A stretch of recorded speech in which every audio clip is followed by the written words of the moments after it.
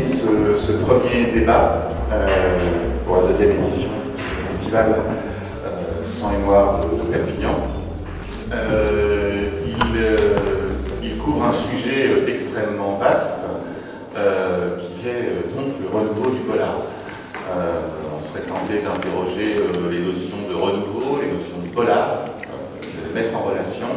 Je ne sais pas si on aura le temps, mais avant peut-être de commencer à poser des questions, j'aimerais présenter la preuve par l'exemple, c'est toujours la meilleure, présenter un petit peu les gens qui sont sur notre table et qui à leur façon sont très révélateurs de ce renouveau.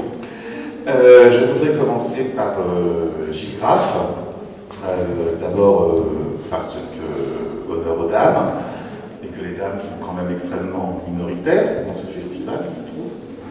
L'an prochain, ce sera un festival dédié aux femmes. Tu as mis le doigt. Je dois y faire, voilà. Et tu ne dis pas, c'est quand même beaucoup plus intéressant. Beaucoup plus intéressant que ça. D'accord, voilà. Gilles, malgré le côté volontaire d'un prénom androgyne, c'est quand même, vous êtes quand même un auteur assez, on comprend pourquoi d'ailleurs, parce que vous êtes un auteur assez violent et assez original. Bon, d'abord, très rapidement, vous êtes originaire du Mans, mais vous avez, semble-t-il, établi au quartier définitivement en Catalogne.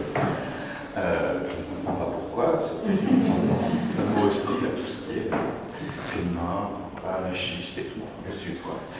Vous avez pratiqué des ateliers d'écriture en milieu carcéral, ce qui est également quelque chose qui indique votre façon de voir le monde. Vous dites vous-même très souvent que vous vous sentez, même si vous ne l'avez pas connu directement, une survivante des utopies de 68. Vous essayez de continuer à les faire prolonger de manière assez libertaire. Donc tout ça nous fait une vision presque de quelqu'un qui serait extrêmement dans le positif. Or, ce qui est intéressant, c'est que votre littérature est une littérature du négatif. C'est-à-dire du travail du négatif, c'est-à-dire de qui n'hésite pas à dire ce qui ne va pas, qui est avec des genres qui sont toujours dans les limites. Vous avez commencé par le roman érotique gay, voilà, donc c'est assez intéressant à signaler. Vous avez également abordé l'anticipation dans un roman qui s'appelle Le Concerto pour l'abattoir, c'est ça, qui date de 2003, qui raconte une société pré-totalitaire avec vraiment l'extrême droite au pouvoir. Ce qui est assez intéressant dans l'anticipation ces derniers temps, c'est qu'il a tendance à devenir de l'histoire. Alors sinon, on peut citer deux de vos livres qui ont été édités d'ailleurs par Mare Nostrum et qui sont Noix Catapsy. Bon, la référence à Texton Ellis est évidente et on a vraiment là quelque chose d'avantage dans le polar et c'est à la fois très violent, très drôle et puis on y reviendra, c'est aussi empreint, parce que là c'est peut-être un point commun à pas mal d'auteurs autour de cette table, en fait une atmosphère fantastique, de ce qu'on appelait autrefois le réalisme magique, un petit peu. Voilà, alors on a de Je répète dans les journaux, qui est un texte que j'aime beaucoup, qui est une histoire d'une petite fille surdouée. Et là, vous flirtez, ce qui n'est pas évident, c'est une conversation que nous avons hier soir avec d'ailleurs Déwa, sur la représentation de l'enfance, aujourd'hui qui est extrêmement tabou, puisque vous représentez l'enfance et dans une atmosphère qu'on appelle gore, pour les spécialistes, une atmosphère d'épouvante et d'horreur. Voilà, le portrait. Ça va bien. Voilà. Ici au banc, nous verrons. Alors, je vais passer à Déwa. Alors, Déwa est né en 1968. C'est bien la seule chose qu'il ait en commun avec 68. Il est d'origine lyonnaise. Il a une vie bien remplie. Il a fait son service militaire chez les parachutistes. Il a été concepteur de jeux, c'est pas l'état. Il a été concepteur de jeux vidéo, ce qui l'a amené à travailler à Londres. Il a également été très en pointe sur il a travaillé sur Internet. Et puis à partir du début des années 2000, vous vous consacrez pleinement à l'écriture. Et vous publiez deux romans au Fleuve Noir en 2004. Un qui s'appelle Les Fous d'Avril et un autre qui s'appelle La Ligne de Sang et qui est repris en folio. Ce qui est intéressant déjà là aussi à propos de ces romans, c'est que Déwa joue également dans ses romans sur différents codes littéraires qui sont une hybridation d'une certaine certaine manière, on y reviendra, une hybridation entre le fantastique, ou en tout cas une forme de fantastique, d'anticipation, et également sur l'idée qui sont quand même des thrillers. Et en 2007, évidemment, vous entrez la série noire, alors, qui est la série noire en nouvelle formule, avec un grand format, et avec un gros et grand roman qui est très remarqué, qui a le Grand Prix de la littérature policière, qui s'appelle Citoyen clandestin. Là, vous êtes vraiment dans les enjeux, au cœur des enjeux géopolitiques de l'époque. Il s'agit de déjouer très rapidement un attentat chimique à quelques mois d'élection présidentielle. Et ce souci de rendre compte de manière romanesque de l'actualité, c'est une de vos caractéristiques, et elle reste présente dans la plupart de vos romans, jusqu'à celui que vous avez écrit à 4 mains. On pourra peut-être venir sur 4 mains avec Dominique Manotti, qui s'appelle L'honorable société et qui est autour pour aller vite, autour des enjeux du contrôle nucléaire en France. Je précise par ailleurs que Dominique Manotti elle-même est un auteur qu'on peut qualifier d'un auteur de noir, on peut qualifier une auteure de noir, on peut qualifier de politique au sens large du terme, qui s'intéresse jusqu'à politique, jusqu'à la politique, puisqu'elle a donné dans Nos fantastiques années fric un roman qui, à mon avis, est quelque chose qui est essentiel si on veut comprendre la vraie nature des années Mitterrand. Marcus Malte, vous êtes né en 1967 à la Seine-sur-Mer et vous y vivez toujours face à la mer, parce qu'apparemment ça vous manque, mais que vous ne voyez pas quelques heures. Alors depuis quelques années, votre nom revient régulièrement quand on cite les grands stylistes du noir. Là aussi, peut-être qu'il faudra voir en quoi il y a un renouveau aussi dans l'idée que c'est un genre littéraire, ce que vous soulignez hier, on a produit un genre littéraire à part entière, et là aussi on peut faire coche à beaucoup de styles. Vous êtes un grand styliste, et puis qui est certainement lié, à mon avis, mais c'est une hypothèse comme d'autres, une pause, une musique particulière, au fait que le jazz soit quelque chose d'important dans votre vie, aussi bien parce que vous en êtes un amateur, et aussi parce que vous êtes un pratiquant, et que vous êtes très souvent au cœur de pas mal de vos romans, comme dans le dernier, qui s'appelle Les Harmoniques, et qui vient de paraître à la série noire, et qui est très révélateur de votre manière de faire. Alors, l'erreur serait de croire que Marcus est un écrivain qui serait intimiste face à un Dewar, par exemple, qui serait un écrivain géopolitique. Il y a aussi chez Marcus, au-delà du souci d'explorer des individus, souvent à la marge, souvent cassés, il y a aussi le souci de prendre en compte une actualité souvent violente, et voire parfois une histoire récente. Par exemple, dans Les Harmoniques, on a quand même deux histoires qui s'entrecroisent. C'est la mort je vais vite aussi, c'est la mort dans des conditions atroces d'une jeune femme qui venait écouter du jazz toutes les semaines. Cette jeune femme se révèle être une fille qui a connu la guerre en Yougoslavie, qui s'est réfugiée là, et l'enquête est menée par le pianiste du club de jazz, sachant en plus que cette enquête s'est menée en alternance. Et Les Harmoniques, d'ailleurs, sont arrivés après un roman dont vous avez parlé hier soir, et je suis tout à fait d'accord avec ce que vous avez dit. Il a eu un succès très très important. Est-ce un roman noir? Est-ce un roman noir? Il faut savoir, je ne sais pas. En tout cas, c'est un très beau roman. Et pour une fois, le Grand Prix de lectrice de Elle ne s'est pas trompé, puisqu'il l'a donné. Régis Quérol, je ne vous connaissez pas, mais si vous n'êtes pas encore un auteur de romans noirs, vous êtes quand même ce qu'on peut appeler un auteur éclairé. Vous animez une émission de radio littéraire. C'était cette animation, elle ne parle pas exclusivement du roman noir, mais ça lui arrive. Il faut savoir aussi que vous avez eu plusieurs vies. Vous avez été commissaire de police, vous êtes maintenant magistrat et conseiller à la cour d'appel et président de la cour d'assises. On peut donc dire d'une certaine manière, quelqu'un que vous avez un peu daubé hier, et qui était Agatha Christie, qui avait un titre qui vous correspondrait bien, c'est Le crime est notre affaire. Voilà. Bon, mais je pense que j'ai fait à peu près le tour. Alors, ce qui apparaît très nettement ici, c'est que le renouveau du polar français apparaît à travers, finalement, des auteurs, des lecteurs ou des éditeurs, par exemple, voudrais simplement, avant de lancer le débat, donner quelques chiffres. On peut parler déjà d'un renouveau éditorial. Un livre sur 4 cette année vendu est, au sens large, un roman policier. Quand on dit un livre sur 4, c'est pas seulement un roman sur 4, c'est un livre sur 4. C'est-à-dire dans les 4, il faut compter également aussi bien les confessions de la chanteuse que le manuel de jardinage. Donc un livre sur 4 vendu est un roman noir. Ça explique les collections qui prolifèrent partout dans toutes les maisons. Est-ce que cette prolifération est une bonne chose? Oui, non, ça reste à décider. On a également cette idée que beaucoup de maisons, les Marais de Soumont est un exemple, font du polar en région, ce qui ne signifie pas pour autant que ce soit du polar régionaliste, ce qui est tout à fait différent. Donc également savoir qu'on retrouve ce qui était imaginaire il y a quelques années, fréquemment des romans noirs en tête des ventes. Ça a été évidemment la saga de Stieg Larsson, mais on trouve aussi par exemple Fred Vargas, voire Dominique Sylvain, qui sont dans des listes des meilleures ventes. Et ça, c'était quelque chose qui était inimaginable. Donc on pourrait parler de renouveau de cette manière-là. Ceci étant dit, ça c'est assez formel.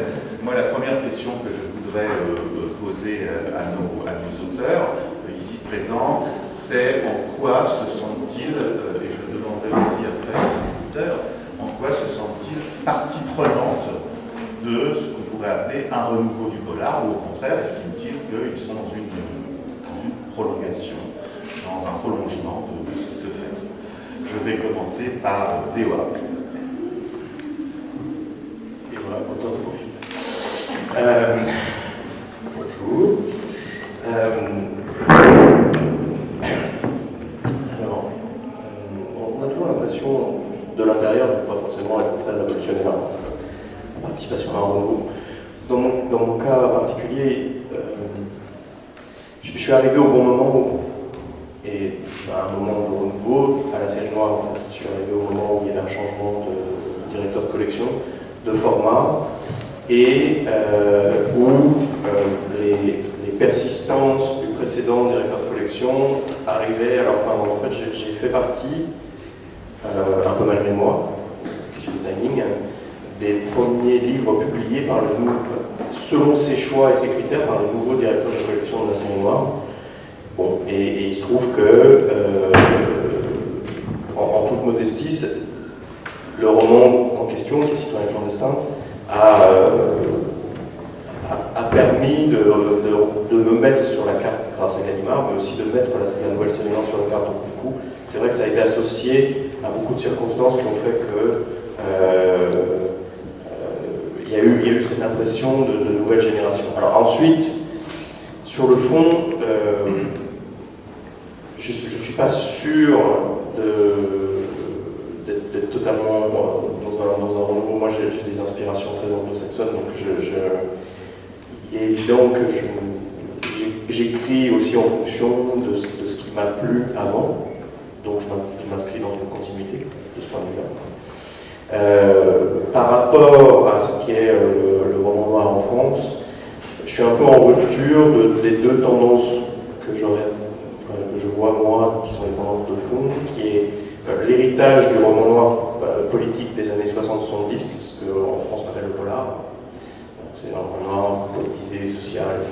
Donc moi je suis en rupture par rapport à ça. C'est pas là-dedans que je m'inscris. Et je ne suis pas inscrit non plus dans la veine des nouveaux jeunes auteurs qui marchent très très bien et qui ont trouvé un très large public, qui sont les auteurs de thrillers, qui sont inscrits dans la veine du tueur en série, des choses.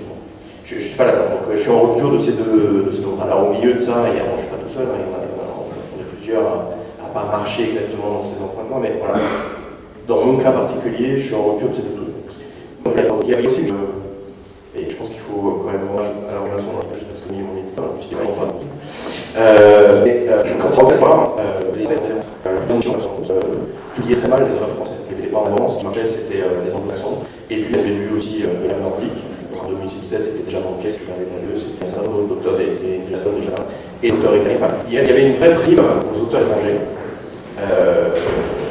Et les auteurs français étaient protégés, ils étaient oubliés, c'est plutôt charmant. Et là, c'est une question à partir de volonté de faire émerger de pousser des Français. Donc, de ce point de vue-là, aussi, dans le temps, il y a eu un renouveau. Voilà.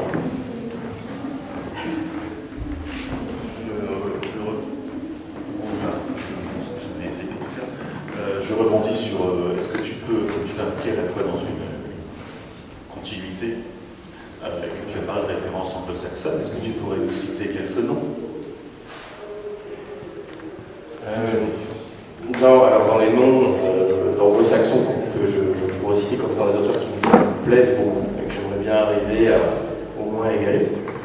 On va pas dépasser, hein, ça fait.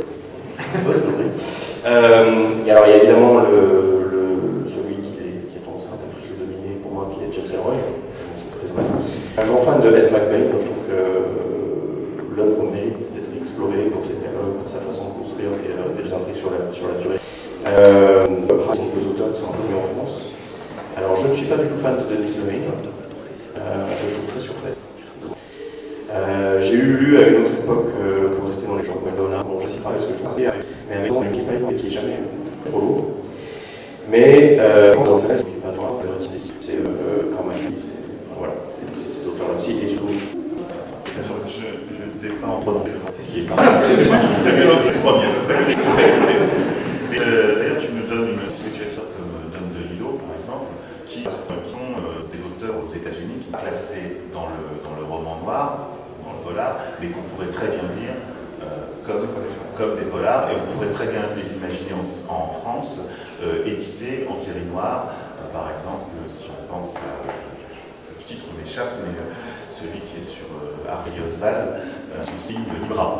Voilà, qui Libra, qu'on aurait très bien pu imaginer, édité ou Chien galeux de Don DeLillo aurait pu être édité, et ça c'était voilà, et de meilleurs, si on parle de débat pour le vieil homme, ça me permet peut-être passer à Marcus pour ça, Marcus finalement, est-ce que tu es dans un débat sur le renouveau, vous êtes dans un débat sur le renouveau du polar français, est-ce que pour autant vous vous sentez un auteur de noir ou est-ce que vous vous sentez un auteur tout court? Et je pense par exemple à certaines collections dans lesquelles vous avez été édité, quand Garden of Love sort chez Zulma, c'est pas spécialement dans l'idée que ce soit un roman noir. Si, non, peut-être. Je ne sais pas. D'abord, je tiens vraiment ce que tu me pourvois. Non mais c'est pareil. Fais attention. Oui, la question du renouveau, c'est vrai que je rejoins un petit peu ce que disait DOA. Moi, j'ai pas l'impression de faire on révolutionne les choses particulièrement. J'ai plutôt l'impression effectivement d'une certaine continuité, même si chacun d'entre nous essaye à son petit niveau d'ajouter son grain de sel un petit peu différent. Mais en tout cas, moi, je ne considère pas que j'ai renouvelé le genre.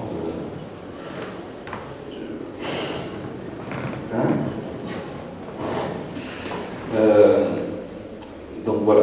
Et la question, c'était...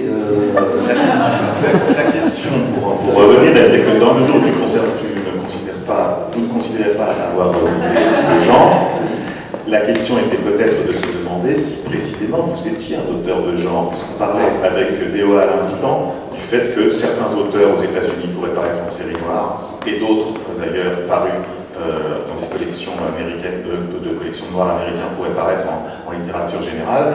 Est-ce que ce n'est pas votre cas? Est-ce que vous n'êtes pas quelqu'un qui est tout à fait exportable en blanche, comme on dit, en littérature blanche? Certainement, pour la plupart de mes bouquins, oui. C'est vrai que pour Garden of Love, par exemple, Zulma a joué un petit peu la carte du ni-ni, quoi.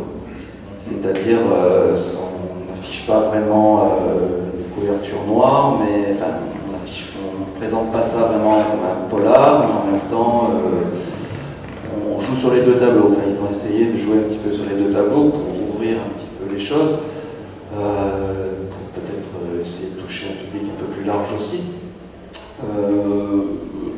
La question du genre, c'est vrai que je ne me la pose pas quand j'écris. J'écris, et puis parfois ça ressemble beaucoup à un polar, parfois un peu moins. Voilà, le dernier en l'occurrence, les harmoniques. Par contre, là, j'avais vraiment envie justement sorte de retour aux sources finalement, c'est-à-dire d'un polar, oui, d'un polar plus classique, dans la narration, dans les personnages, avec une enquête, enfin, des choses qui ressemblent à une enquête en tout cas, parce que aussi, je me suis permis dans d'autres romans précédents d'explorer peut-être d'autres voies, mais là, voilà, en l'occurrence, j'avais envie de ça, de ce retour à quelque chose de plus classique, d'une certaine façon. Plus canonique dans le roman noir. Voilà. Et est-ce que le fait de savoir que tu écrivais pour une collection déterminée a influencé ton écriture? Bah, c'est lié, quoi.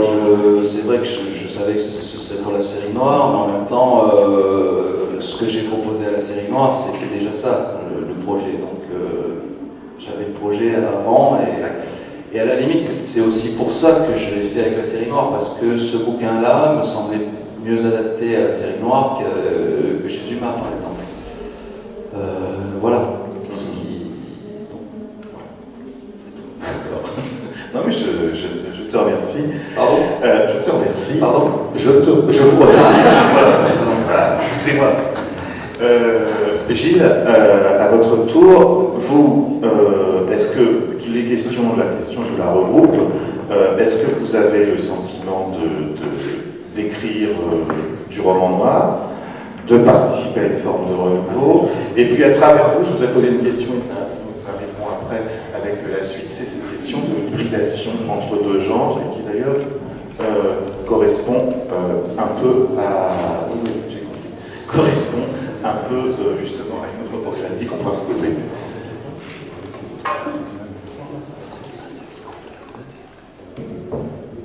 Ben, disons que quand j'ai commencé à écrire, je ne me suis pas posé la question de savoir si ça collerait à une collection autre, j'y pensais même pas, donc ça vient un petit peu comme ça vient.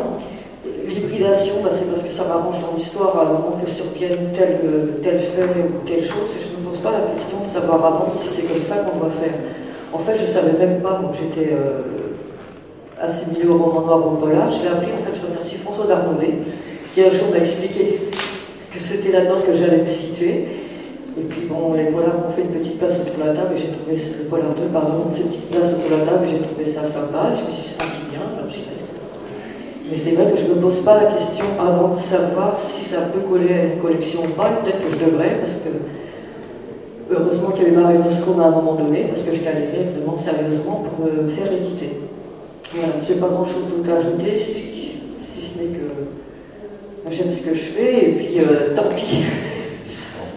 Et tant pis, et tant mieux, et même si c'est parfois difficile, même si on ne colle pas une collection, en fait, je fais ce qu'il me plaît.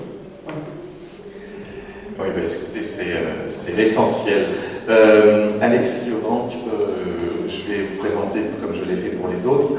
Donc, bah, vous êtes économiste de formation, vous êtes travaillé en librairie, bien ça. Et là aussi, ça va, à l'origine, vous êtes plutôt un auteur de science-fiction. Vous avez un cycle qui va entre 2006 et 2008 qui s'appelle L'Empire des Étoiles.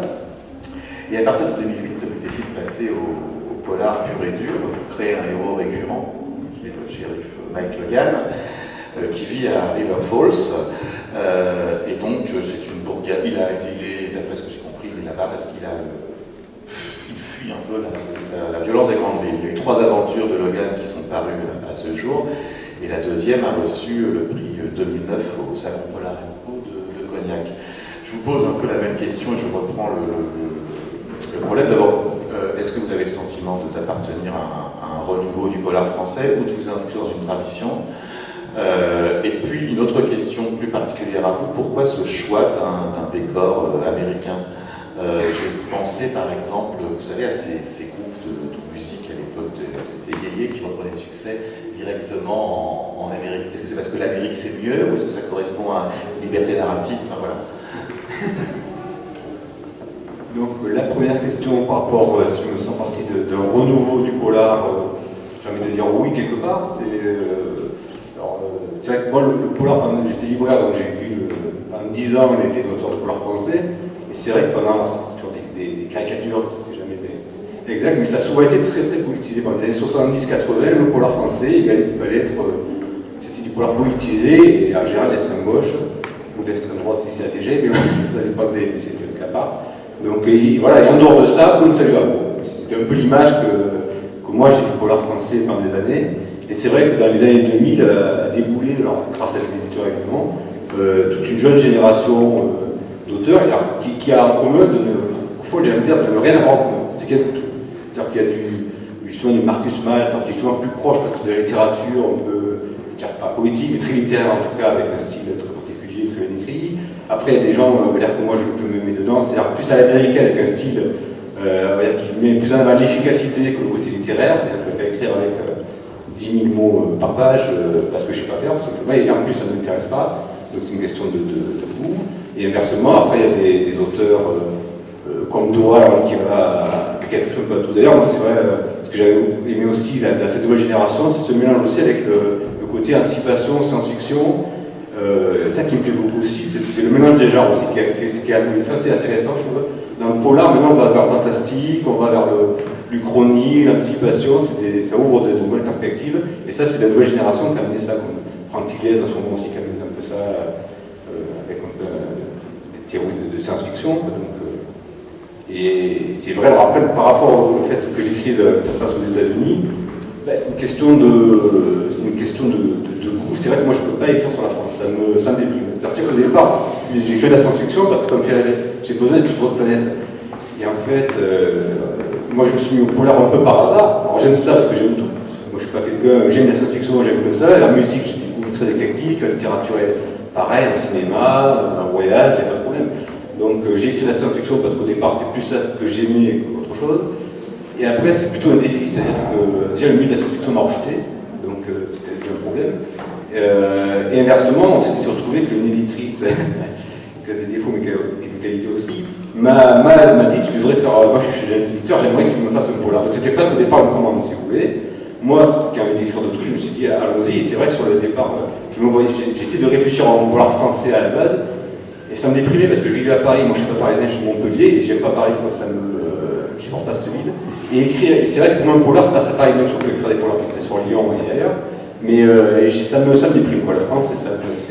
Alors j'avais inversement River Falls, pourquoi River Falls ça me faisait rêver. Ça m'a rappelé la série Twin Peaks de ma tête, c'était ça qui est pour moi un des chefs-d'œuvre des séries télévisées, qui a inversement relancé le polar, les séries policières aux États-Unis. Et c'est vrai que surtout que le polar on écrit quand même des choses assez sordides, souvent assez sombres, et au moins le mettre dans un cadre, je trouve ça marrant, dans un cadre en tout cas moi que je trouve idyllique. Et River Falls pour moi c'est une ville idyllique, c'est le rêve, j'aimerais vivre entre la campagne et la grande ville. Donc même si on raconte des choses sordides, voilà, je me plaisais dedans, et c'est vrai que j'ai été très très influencé tout petit par la culture américaine, alors est-ce que c'est lié au match en salé, c'est là où je me sens le plus à l'aise, alors certainement que le jour je vais peut-être faire la littérature française, pourquoi pas, d'écrire en France, mais il faut se sentir bien quand on écrit un roman, même si c'est une commande, à partir de ce moment-là, il faut pas le faire, faut le faire avec ses tripes. Voilà, je ne me sentais pas de le faire en France. Ils font tellement bien, pourquoi essayer de faire moins bien ce que font les autres très bien? Je sais pas. Voilà, si j'ai répondu, je dis. Oui, paradoxalement, c'est que vous prenez une forme de risque, puisque les Américains font très bien les polars américains. Oui, mais là, je parle très très immodeste, mais j'ai un peu complexe. C'est-à-dire que moi, je ne vois pas pourquoi les Américains sont meilleurs que nous. Culturellement, en général, le niveau intellectuel d'un Américain ne dépasse pas celui d'un Français, donc je ne vois pas pourquoi je ne ferais pas. C'est comme. Voilà, c'est pas parce que je suis français que je vais écrire français, c'est pas parce qu'on est noir qu'on doit écouter du rap, c'est pas parce qu'on est arabe qu'on doit être plus touché par les événements d'Algérie, non, moi je me sens citoyen du monde, donc je ne sais pas parce que je suis français que je dois parler de problèmes français. Si j'ai envie, je ne dis pas que c'est bien, mais c'est mon choix, quoi. Je me sens vraiment citoyen du monde. Alors, en même temps, on est l'objet de ce qu'on a vécu. C'est vrai que moi j'étais, par les médias, par la culture qui nous entoure, on est bouffé par la culture américaine. Alors je sais que mon choix n'est pas vraiment objectif, parce qu'effectivement on m'a influencé de tout petit, j'ai bouffé de la série américaine, mais qu'est-ce que j'y peux, j'adore ça. Donc c'est pour ça, et j'ai pas de problème, moi j'ai lu des bouquins américains, ils valent ce qu'ils valent les thrillers, ça j'avais bien conscience, mais je sais que par rapport à la majorité des thrillers américains, pas de problème effectivement, par rapport à des gens comme Elroy, Cromwell et tout ça, non, mais je me compare pas eux, pour moi c'est des romans policiers, moi c'est du thriller, c'est un genre à part, peut-être un genre mineur, mais moi je... Voilà. DOA, vous êtes d'accord avec cette analyse? Parce que, oui, excusez-moi de vous réveiller, avec cette analyse, parce que vous vous êtes un exemple de quelqu'un qui est capable de à la fois très français et qui en même temps peut largement en remontrer aux Américains, puisque justement, vous précisément, vous avez décidé d'explorer un réel caché, souvent occulte, qui sont ceux des forces politiques en action, et vous offrez, qu'est-ce qu'on ne voit peut-être pas, hélas, c'est dans le cinéma français, mais vous l'offrez dans le roman, un traitement à l'américaine qui en même temps garde attention à l'expression que je vais employer, on garde le sentiment de l'identité française, si je puis dire. Voilà. Disons que là où je rejoins Alexis, c'est que nous sommes une génération qui a quand même été très largement influencée par la culture américaine, qui a pénétré un peu toutes les strates de nos cultures, qui a, depuis, on va dire en gros, depuis la reconstruction post-Seconde Guerre mondiale, etc., tenté d'imposer un schéma de pensée très anglo-saxon au reste du monde à travers la culture. Ça a été quand même un des vecteurs. Donc on est le résultat de cette influence-là.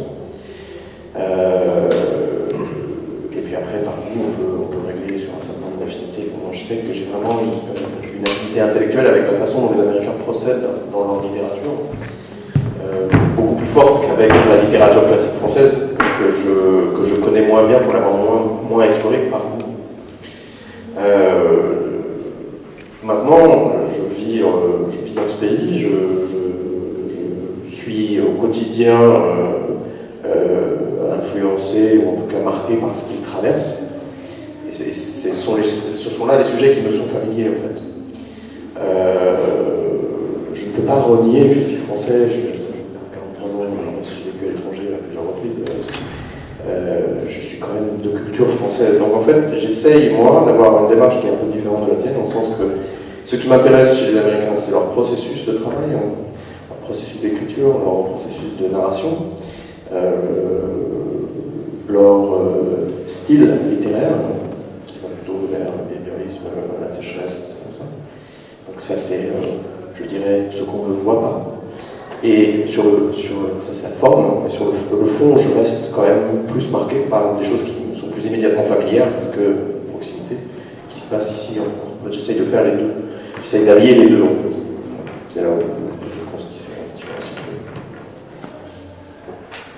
Oui. Je voudrais demander donc à un de nos amateurs éclairés, peut-être de nous faire une bilan d'étape. Comment vous sentez ce renouveau? Est-ce qu'il existe? Qu'est-ce qui vous intéresse? Qu'est-ce qui vous marque dans ce qu'on pourrait apparaître comme l'émergence d'une nouvelle génération? Tout le monde autour de cette table a sensiblement le même âge. Donc voilà. C'est gentil de me faire remarquer que je suis le plus vieux. Oh là là, non, surtout pas. Non, moi je le disais hier, je le confirme, je le revendique aujourd'hui. Le polar, c'est pas un genre mineur. C'est pas mineur, et ce qui pourrait être l'élément de renouveau pour moi aujourd'hui, ou du moins de différence, parce que entre la vie rêvée à River Falls d'Alexis, ou avec l'ancrage dans le concret qui l'entoure de DOI, il y a quand même un point commun qui est immense, il y a un impact, une intention d'universalité. C'est pour ça que j'insiste toujours sur l'intérêt que présente le polar. On n'est pas d'accord sur Agatha Christie, sur notre grand-mère qui disait que plus on vieillit, quand on est marié à un archéologue, plus c'est vous aime, c'est bien. Mais je crois qu'aujourd'hui, l'intrigue de savoir qui a fait quoi, même si elle est utile à la progression narrative d'un polar, bien sûr, elle est moins essentielle qu'avant. Moi, chez l'élu, mais elle est moins essentielle qu'avant parce que ce qu'on retire de polar, de thriller, tout ce qui est une grande famille, tout ça, c'est une description de la société qui nous entoure avec des yeux, des regards acérés. Il n'y a pas de faux fuyants, il n'y a pas de faux semblants. Et on retrouve ces qualités chez tous les auteurs qui sont ici aujourd'hui. Je me suis auprès de... Je garde parce que c'est à ceux que je n'ai pas lus, de ceux qui sont là. Mais je vais réparer ça très très vite. Je crois qu'il y a l'intérêt du polar, peut-être c'est son renouveau, c'est qu'il est sans complaisance dans la description de la société. Quand quelqu'un qui n'est pas aficionado, comme Frank Membrane, va parler de corrida, c'est parce que c'est un drame à 3 temps qu'on retrouve dans la vie. Lorsque Daniel Hernandez nous place un polar dans cette région avec des difficultés économiques des viticulteurs ou ce que de mon temps j'étais direction appelé l'idéal idiote, l'exploitation et du tourisme, c'est un polar qui sert à examiner une réalité, et la réalité c'est universel. Donc moi c'est pas le mot renouveau qui m'intéresse, ce qui m'intéresse c'est la pléthore d'auteurs qui chacun, comme disait Alexis, dans sa spécialité, dans sa façon d'être, dans sa façon de faire, apporte une même pierre à un édifice qui demain sera l'histoire. Voilà ce que je peux dire pour l'instant. Merci.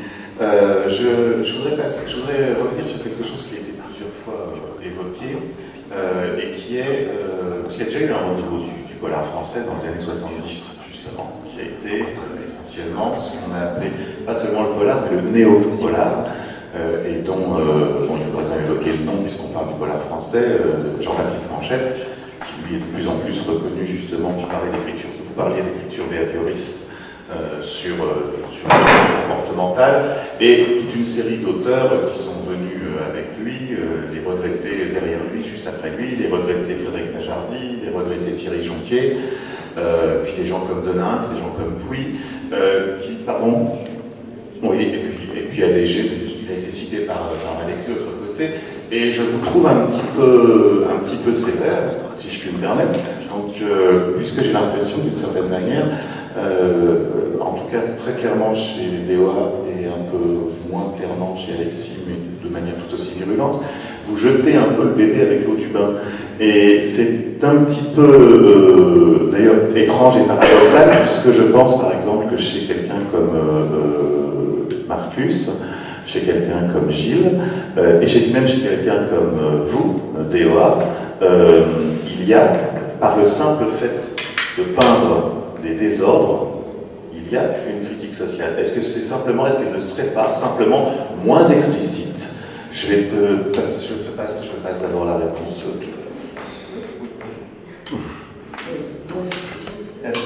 Non, chez vous, elle est explicite d'ailleurs, la critique sociale. Mais je veux dire, par exemple, le fait de peindre une communauté villageoise, comme vous le faites dans Catalogue Psycho, par exemple, c'est quand même le désir très net de rentrer dans le lard de quelque chose. Non, en fait, c'est juste m'amuser à aller jusqu'au bout et jusqu'où je peux aller. Et ben, moi, tant que ça me fait rire, je continue, en fait. C'est ça. À partir du moment où je trouve plus ça drôle, ben, j'arrête. Pour ceux qui ont lu le roman, voilà. Moi aussi, à un certain stade, ça fait rire, mais c'est quand même assez terrifiant. Oui, ça reste drôle. C'est vrai qu'à partir du moment où ça devient glauque, uniquement glauque, parce que ça peut être glauque et rigolo en même temps, et burlesque, je continue. À partir du moment où on part dans le bateau, là je vais arrêter. Je ne sais pas si c'est... Par exemple, dans Serré Noir, oui. Où il y a quand même des SDF qui sont mis en scène, est-ce que vous n'avez pas l'impression, est-ce que là aussi ce choix n'est pas, enfin c'est pas innocent ce choix non plus, c'est-à-dire que c'est pas, vous n'êtes pas dans le, par exemple, c'est pas ce dont parlait tout à l'heure M. Quérol, le Whodunit, où tout le monde dans un château, une partie de Cluedo, entre gens de la grande bourgeoisie, qui a tué qui, on cherche dans la bibliothèque, ou même le roman noir parce qu'il faut distinguer entre roman noir et polar, peut-être, en roman noir et roman policier. Le roman policier est un roman où à la fin, tout se finit bien. Il y a une société en ordre, il y a un désordre, et puis à la fin, on rentre dans l'ordre. C'est ça le roman policier. C'est ce que fait Fred Vargas, qui reconnaît elle-même faire de la littérature anxiolytique. Or, les auteurs autour de cette table, c'est plutôt des auteurs de romans noirs que des auteurs de polar, dans la mesure où ils ne savent pas comment le roman policier désordre, ordre, désordre, retour à l'ordre, c'est désordre. C'est-à-dire qu'il n'y a pas de fin heureuse, il n'y a pas de happy few. C'est dysphorique, comme disait la télévision. Avant, il y avait anxiogène, maintenant c'est dysphorique. C'est un nouveau terme. Non, j'ai pas l'impression de jeter le bébé avec l'eau du bain. Je renie pas, il y a eu avant moi d'illustres prédécesseurs, c'est pas la question. Il se trouve que moi, en l'occurrence, quand j'ai découvert les illustres prédécesseurs en question, j'avais déjà lu tous les anglo-saxons avant, ce qui fait que du coup c'était moins une surprise, si tu veux. C'est vrai que Jean-Patrick Manchette, après Elroy, c'est un peu light. Je suis animateur, pas. Voilà, tu vois, bon. Maintenant, si on essaye de se placer dans le contexte de l'époque, quand il a sorti ses livres, effectivement. Non, la différence que je fais que j'aurais tendance à faire entre eux et moi, c'est qu'eux ils font du roman politisé, je fais du roman politique, c'est pas pareil. Moi, j'ai pas de message à délivrer.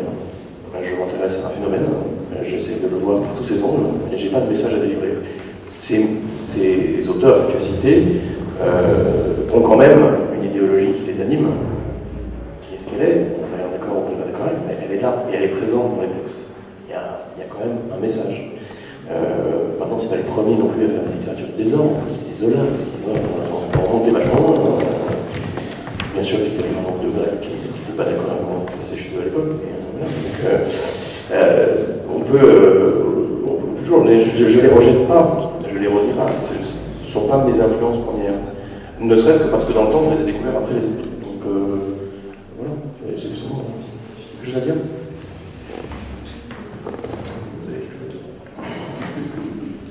Ouais, je sais pas. Enfin, quand tu dis que tu fais la politique pas politisée,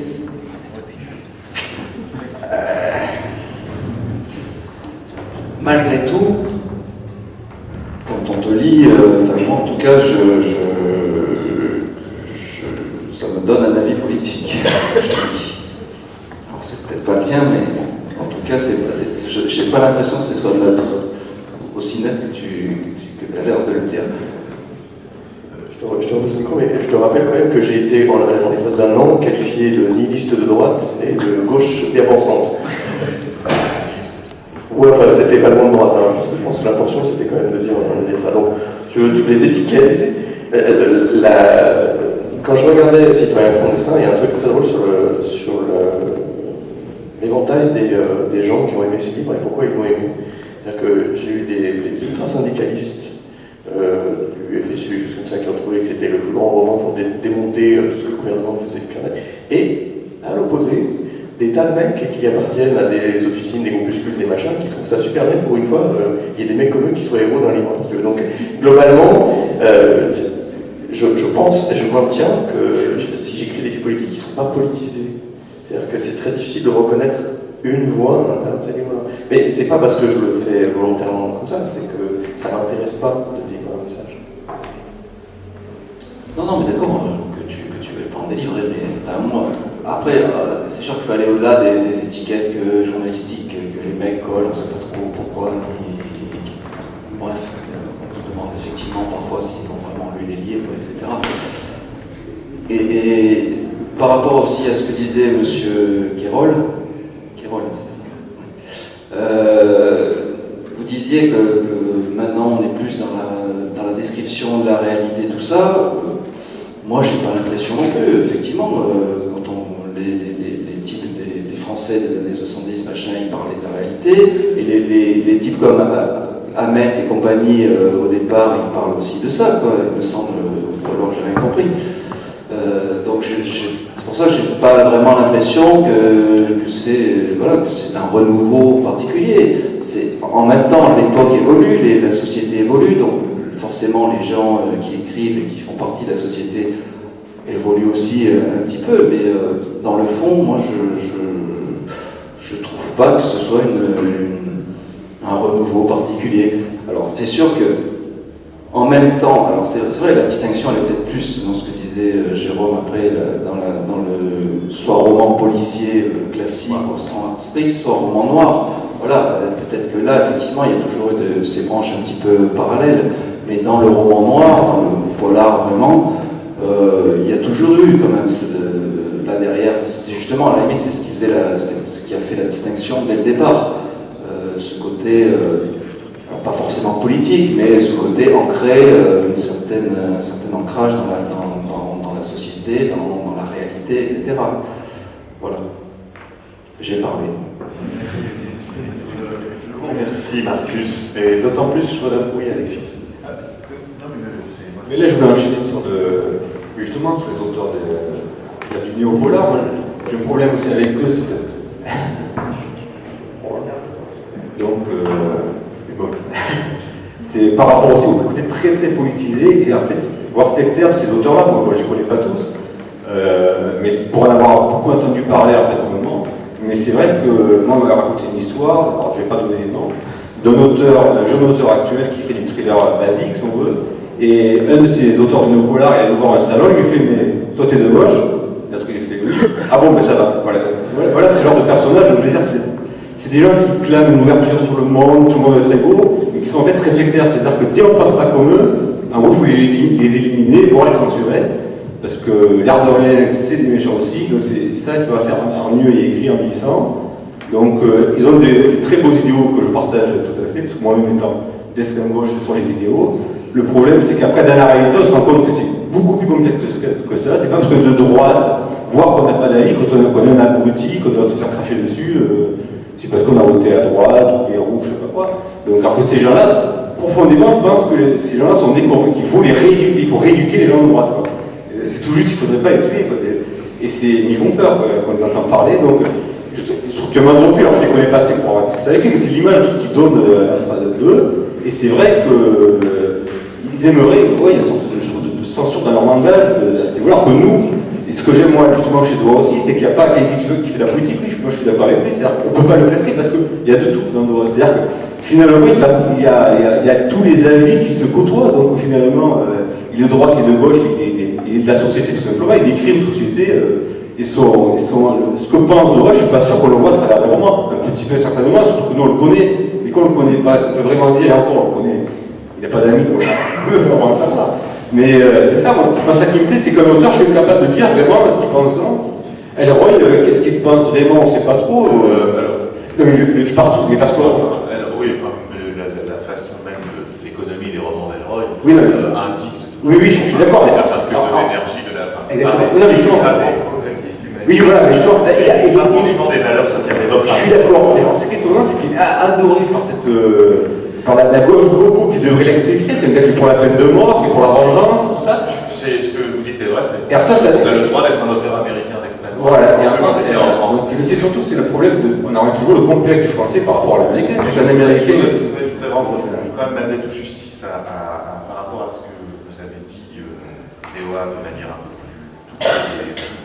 plus virulente, c'est savoir quand même que les meilleurs sont partis les premiers, parce que autant effectivement le néopolar est un mouvement qui a pratiquement plus de 30, qui a 25 ans, c'est sûr que les 10 premières années, il y a eu des choses absolument excellentes. Manchette est considéré comme un écrivain à part entière et même étudié de manière universitaire. Mais j'aurais pas texté. D'ailleurs, je mets au défi quelqu'un de trouver un message politique explicite chez Manchette, genre, c'est comme chez Doha, c'est la façon d'écrire et le choix des récits qui en soi indique un choix politique. C'est beaucoup plus pervers que ça n'en a l'air. Donc, dans les deux cas, que ce soit Doha ou Manchette. Et puis, la chose après, c'est que des gens, comme par exemple, comme Fajardi ou Thierry Jonquet, qui sont morts, l'un en 2008 et l'autre en 2009, ont écrit des romans, sont issus de cette tradition-là, et avaient su la dépasser, et étaient devenus, notamment le dernier Jonquet, auquel vous avez fait allusion, M. Guérol, hier, était un roman qui était justement, qui remettait beaucoup en question pas mal de ces affirmations-là. Donc il ne faut pas essayer de... Mais je n'ai pas cité de nom. Non, je parlais en général sans citer de nom. De même, autre remarque, parce que Marcus va être obligé de nous quitter dans peu de temps pour la radio, c'est ça, parce que j'ai pu comprendre. Parce que je voudrais quand même dire à propos de Marcus que si Marcus aussi a des influences, une forme d'influence américaine, je ne sais pas s'il sera d'accord avec moi, mais ce n'est pas, par exemple, forcément celle de Doha, que vous pouvez avec un lecteur, mais chez Marcus, il y a un côté David Boudis, davantage, justement.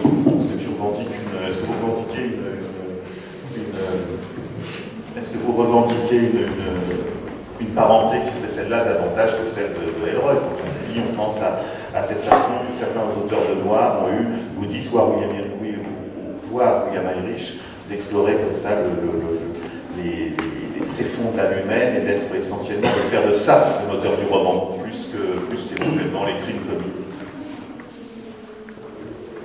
dit sur les riches, je sais pas, c'est toujours délicat de dire les influences. À la limite, moi, il y a deux auteurs qui m'ont beaucoup marqué, dont un qui a cité DOA, c'est McCarthy, en ce qui concerne les Américains, donc qui n'est pas effectivement au départ classé comme un auteur de polar, bien que ça se discute. Et du côté français, il y a Giono, par exemple. Donc je pense que je suis vraiment, en gros, pour le dire, pour aller vite, voilà, j'ai vraiment subi l'influence de ces deux parties-là.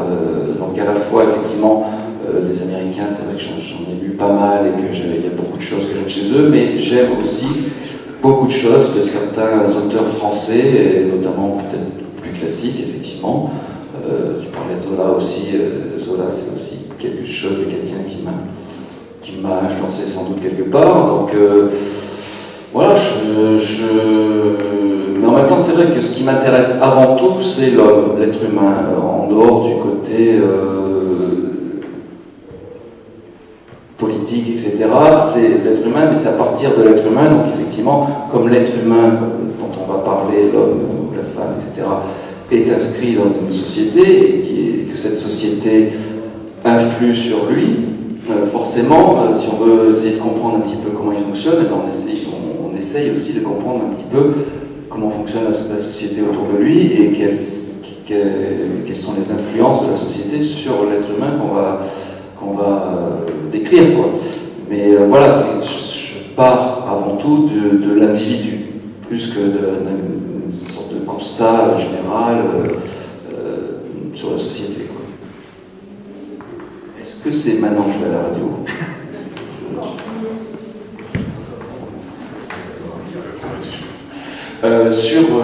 Je voudrais interroger maintenant Philippe Salus, qui est à la fois notre hôte et...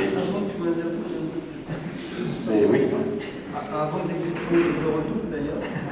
Avant des questions que je redoute un peu. J'aimerais juste